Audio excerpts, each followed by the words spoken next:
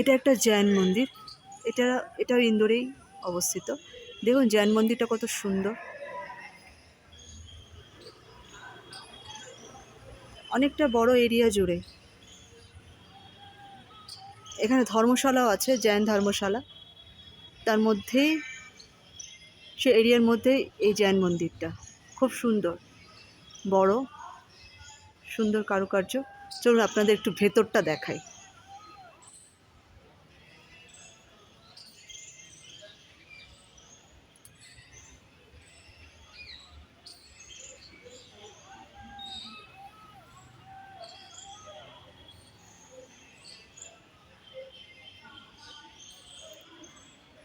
কি লেখা রয়েছে হিন্দিতে, জৈন মন্দিরটা শুধু পড়তে পারছি, আর ঠিক কতটা বুঝতে পারছি না। শ্রী পঞ্চ, কি লেখা রয়েছে বুঝতে পারছি, পড়তেই পারছি না হিন্দিটা। আমি এবার ভেতরে যাচ্ছি, আপনারা একটু দেখুন।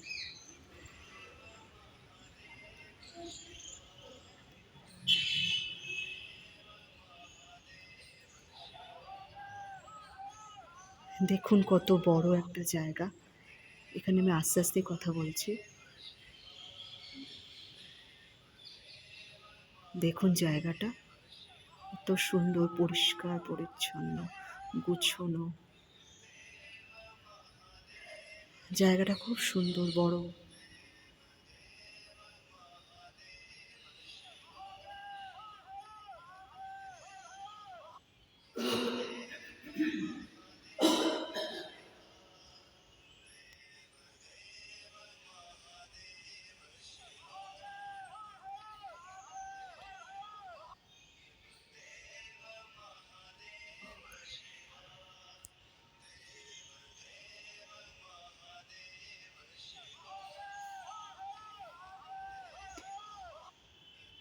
আমি এবার সামনের দিকে এগিয়ে যাচ্ছি, আপনারা দেখুন।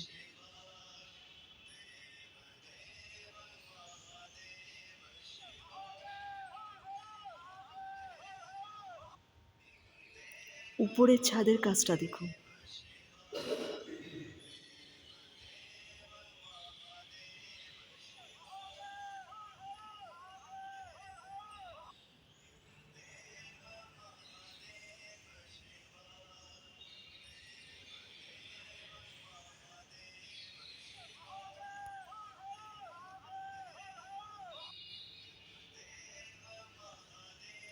এবার আমি ঠাকুরের দিকে এগিয়ে যাচ্ছি।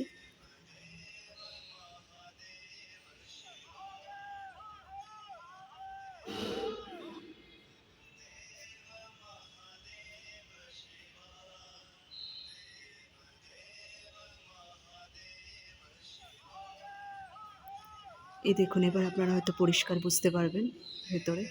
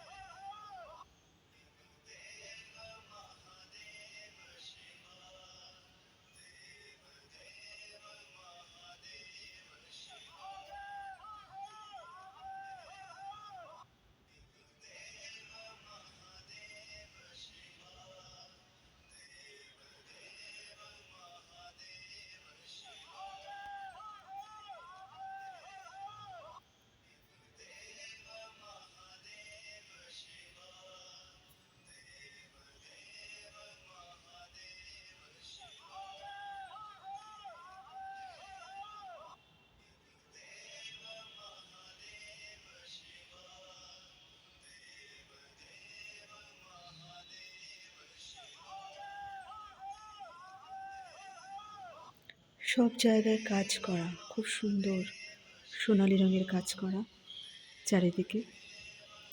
আমি এখানে বেশি কথা বলতে পারছি না, সে নিয়মটা নেই, তবে যেটুকু আপনাদের দেখাতে বা বোঝাতে পারছি আপনারা দেখুন।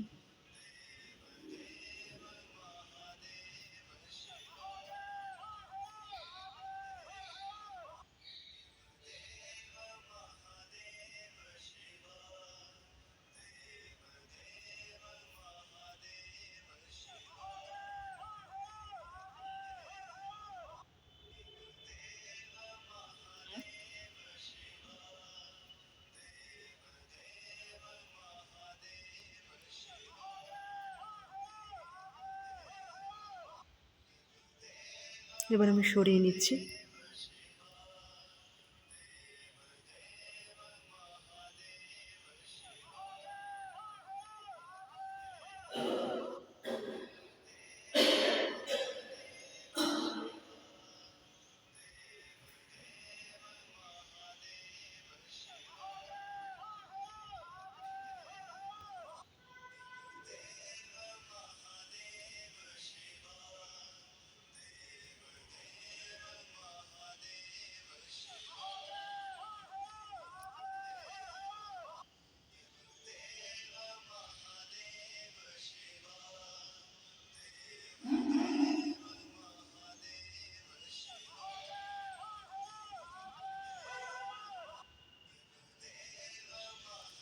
এটা এখানকার গুরুদেবের ফটো মনে হয়, ঠিক বলতে পারবো না, আপনারা দেখুন।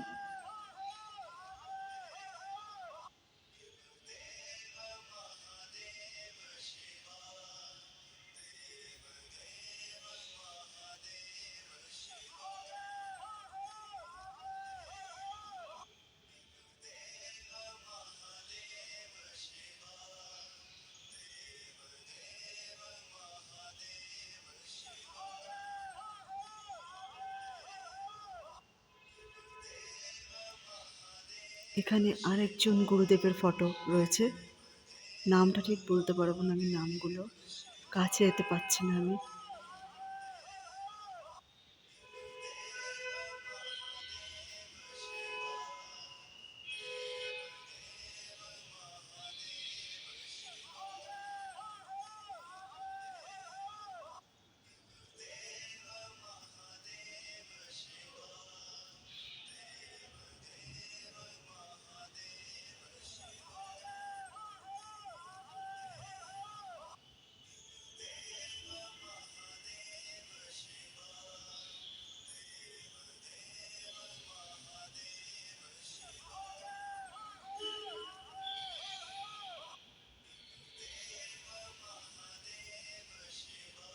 এটা মহাবীরের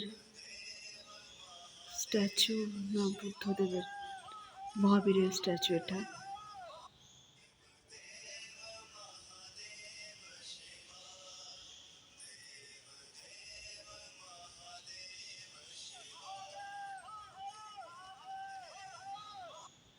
এখানে নাম লেখা রয়েছে, আমি ঠিক বুঝতে পারছি না, আপনারা দেখে নিশ্চয়ই বুঝতে পারবেন।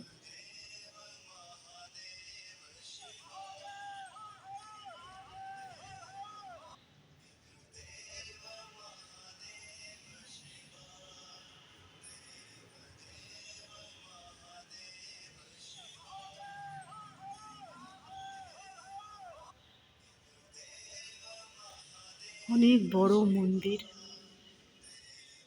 ভেতর অনেকটা জায়গা, অনেক সুন্দর পরিষ্কার করে গুছানো চারিদিকটায়, খুব সুন্দর। আমরা ওই দরজাটা থেকে ভেতর ঢুকেছি, তারপরে ভিডিওটা করছি। আপনারা বুঝতে পারছেন কি না জানি না, তো আমি চেষ্টা করছি বোঝাবার।